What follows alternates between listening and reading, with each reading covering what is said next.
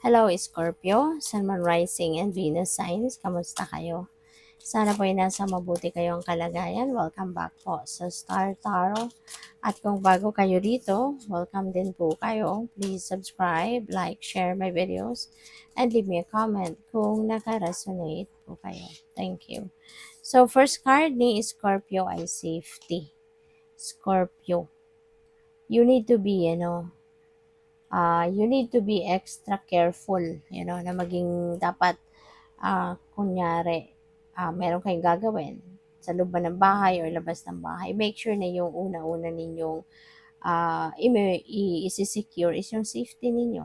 Okay? Na kung ang gagawin mo dapat na magiging maayos lang.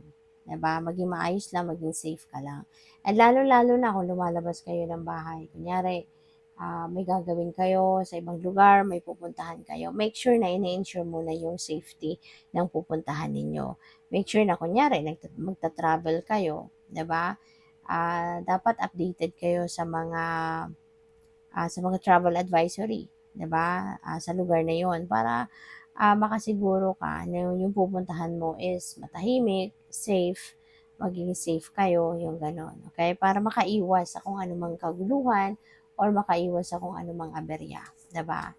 So, we have explore. Ayan, mukhang may travel, no? Talaga si Scorpio. Maaring ito na yung mga travel dreams ninyo, maybe may mga plan talaga kayo na mag-ibang bansa at mag-explore ng lugar, mga bagay or mga lugar na hindi pa ninyo napupuntahan.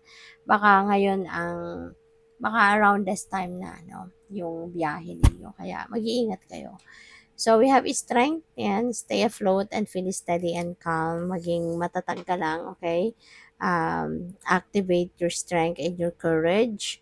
Kasi kailangan ninyo yan, lalo-lalo na kapag nasa ibang bansa kayo or nasa ibang lugar kayo na wala kayong kakilala, lugar na as in, maaring first time yung puntahan talaga.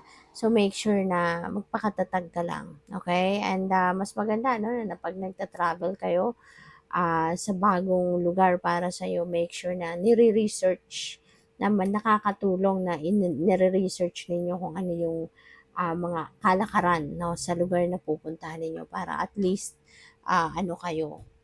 aware kayo, no, ng ano mga bagay na dapat pag-ingatan, ano mga bagay na pwedeng gawin lang, yung mga ganun ba? Okay? Para maging ano lang kayo, maging safe lang. So, by the way, maraming salamat for subscribing. And if you haven't subscribed yet, subscribe na kayo. And also, maraming salamat din for not skipping the ads. Malaking bagay yan sa akin. And also, please click the join button sa baba ng video kung gusto niyo na mag-join sa membership. So, we have elk. Ayan, nobility. Celebrate your accomplishments with humility. You are crowned with success. Powerful forces guide you. Your ability to conquer challenges is limitless.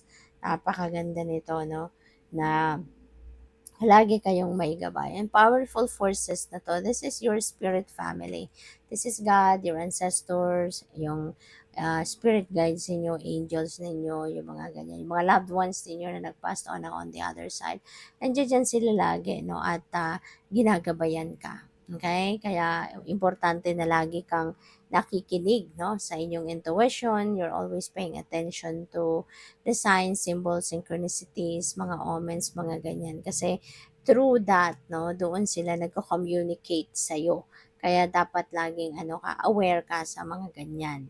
And this is a time also that you are going to succeed, no, sa ilang mga bagay-bagay. Meron kayong mga accomplishments and achievements, may mga successes kayo na makakamit sa mga bagay na pinagkakaabalahan ninyo sa ngayon. Kaya deserve nyo din naman na i-celebrate ang mga yan. Deserve ninyo na mag-celebrate kayo. Deserve ninyo na ipagsaya, diba? At ipagpasalamat din yung mga biyayang yan na dumating sa'yo. So, we have infinite possibilities. Napakaganda naman. Kasi yung biyaya, no, ng Divine Universe sa'yo, parang walang humpay, walang tigil, kasi infinite eh. So, yung mga possibilities na to, opportunities, no, parang tuloy-tuloy ang pagpasok, no, sa buhay ninyo. As in, tuloy-tuloy yung pagdating ng mga ito. Kaya, napaka-swerte ninyo, diba, na parang one after the other. 'Di ba? Merong dadating na mga blessings sa iyo one after the other. Kaya napakaganda nito.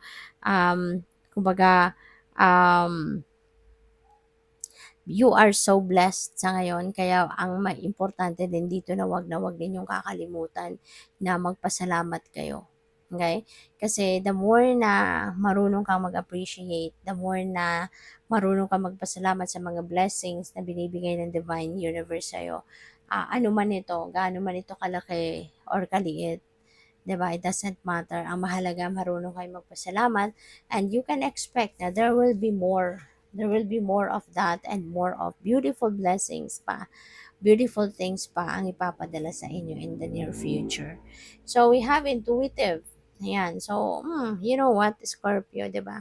Lagi kong sinasabi sa inyo na isa kayo sa mga malakas, no, ang inyong intuitive abilities. Yung psychic abilities ninyo, laging on point. No? Kaya ito, yung intuitive na to, this is very you. 'Di ba? Kaya sabi dito, listen to the song in your soul.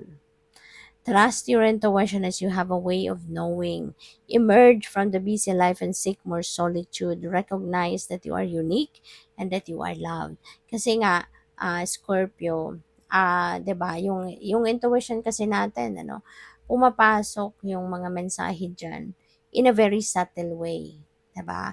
Kaya minsan parang hindi mo, kung busy ka, kung preoccupied ka, kung lagi kang may kausap, lagi kang may ginagawa, no, most likely hindi mo rin talaga maririnig yung mga intuitive messages na yan. Kasi kung dumating yan, parang dumadaan lang na malumanay na, mahinang hangin, ganyan, 'di ba?